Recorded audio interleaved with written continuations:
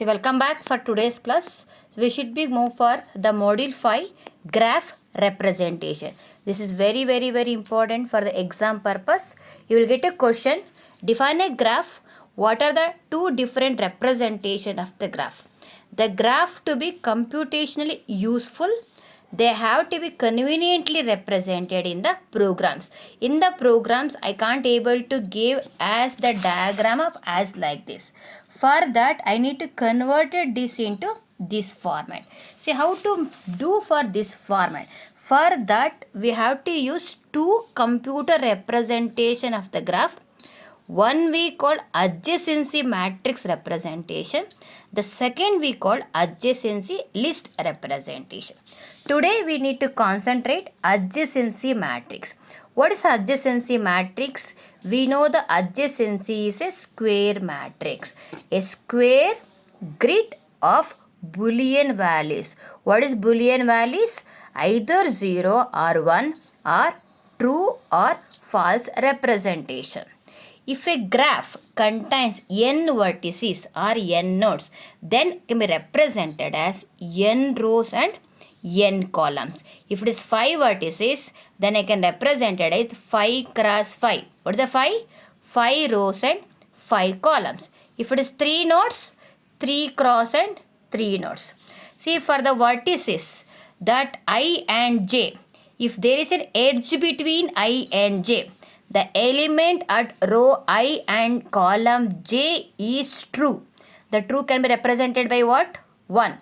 If there is an edge from I to j. So what is the meaning? This 1 and 2 are the two vertices. There is an edge from 1 to 2. I can represent it as 1. So let me take, this is my input. How many vertices are there? 5 vertices. 1, 2, 3, 4, 5. So this has to be represented as adjacency matrix. I already told the adjacency matrix contain 5 cross 5, 5 rows with the 5 columns. Now I need to fill the matrix. How to fill the matrix? First row with first column. 1 and 1. See, there is any path from 1 to 1. See, just check. So 1 to 1 is called self loop. In my diagram, there is no self loop. Because of that, I write 0. 1 to 1, there is no self loop. I have to represent 0. What the next? 1 and 2. 1 and 2. The vertex is 1 and vertex is 2. If there is an edge, yes, there is an edge. Then I need to represent 1. Is it clear? The next, 1 and 3. 1 and 3 direct edge. 1 and 3 I have a direct edge because of I am representing 1. The next is what? 1 and 4. 1 and 4. Yes, I have a direct edge because of that I am writing 1. Next 1 and 5. See, 1 and 5. I don't have a direct edge. This is a connecting edge, but I don't want to take connecting edge. Only concentrate on the direct edge. There is no direct edge from 1 to 5. You just represent it as 0. So like this, I need to apply for all the vertices. 2 to 1. 2 to 1 is 1.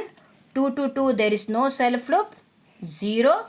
2 to 3, there is no direct edge. 0. 2 to 4, 1. Yes, 1. 2 to 5, there is no direct edge. Then it should be represented 2 to 5 as 0. The next, 3. 3 to 1, 1. 3 to 2, 0. 3 to 3, there is no self. Yes, 0. 3 to 4, 1. 3 to 5, 1. Is it clear? Next, 4 to 1, yes, edge is there. 4 to 2, yes. 4 to 3 is yes. And 4 to 4, there is no self loop. 4 to 5, I have an edge.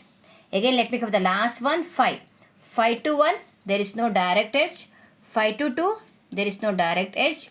5 to 3, 1. 5 to 4, 1. 5 to 5, 0. See, this is undirected graph. Undirected graph, how to represent adjacency matrix. The next class, we will be discuss about directed graph with the multigraph. Thank you.